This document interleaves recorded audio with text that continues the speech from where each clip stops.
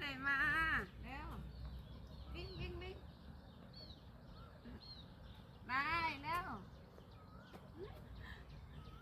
สวัสดีเช้าวันจันทร์ค่ะทุกคนคะนี่พี่ลายวิ่งมาจากหลังสวนนะคะลายเห็นไหมอยู่นี่เห็นไหม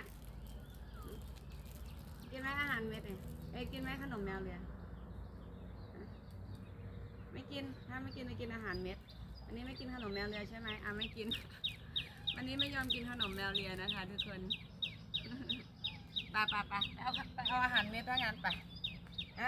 เอาอาหารเม็ดมาเอาอาหารเม็ดมาไปเอาอาหารเม็ดกับคุณยายไปแล้ววิ่งไปไหนมาไปเที่ยวไหนมาชอบไปเล่นข้างหลังไกลๆ